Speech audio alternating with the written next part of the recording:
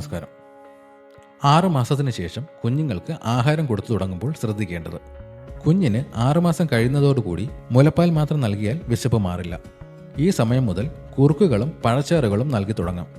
കുഞ്ഞിൻ്റെ ദഹന പ്രക്രിയയ്ക്ക് തടസ്സമുണ്ടാക്കാത്ത ധാന്യങ്ങൾ കൊണ്ടാണ് കുറുക്കുകൾ ഉണ്ടാക്കേണ്ടത്. പഞ്ഞപ്പുല്ല്, നുറുക്കുകോതമ്പ്, റവ, ഉണക്കിയ പച്ചക്കായ എന്നിവയൊക്കെ പൊടിച്ച് ശർക്കരയോ കരിപ്പെട്ടിയോ ചേർത്ത് കുറുക്കുണ്ടാക്കി നൽകാം. മുലപ്പാൽ മാത്രം കുടിച്ച് ശീലിച്ച കുഞ്ഞിന് ആദ്യമായി കുറുക്ക് നൽകുമ്പോൾ കട്ട് കുറച്ച് നൽകണം. ഏത് ഭക്ഷണവും ആദ്യത്തെ കുറച്ച് ദിവസം കുറഞ്ഞ അളവിൽ മാത്രം നൽകിയാൽ മതിയാകും. കുഞ്ഞ് അത് ശീലമാക്കി കഴിയുമ്പോൾ കട്ട് കൂട്ടി കൊടുക്കുക. ഓരോ ധാന്യവും മാറി മാറി വേണം കുറുക്കുണ്ടാക്കാൻ, അല്ലെങ്കിൽ കുഞ്ഞിന് ഭക്ഷണത്തോട് അതൃപ്തി ഉണ്ടാകും. ഈ പ്രായത്തിൽ പഴച്ചാറുകളും പച്ചക്കറി കഷ്ണങ്ങൾ സൂപ്പാക്കിയതും കുഞ്ഞിന് കൊടുത്തു തുടങ്ങാം. ഓറഞ്ച്, മുസമ്പി എന്നീ പഴങ്ങളുടെ നീരുകളും കുഞ്ഞിന് കൊടുക്കാവുന്നതാണ്. 3 നേരം കുറുക്ക് നൽകാം. ബാക്കി സമയങ്ങളിൽ മുലപ്പാൽ നൽകുക. 7 മാസം മുതൽ കുഞ്ഞിന് ചോറ് കൊടുത്തു തുടങ്ങാം.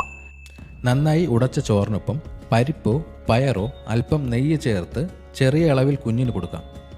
നന്നായി വേവിച്ച പച്ചക്കറിയുടെ കഷ്ണങ്ങൾ കയ്യിലെടുത്ത് നന്നായി ഉടച്ച ശേഷം ചോറിനൊപ്പം ചേർത്ത് കൊടുക്കാം.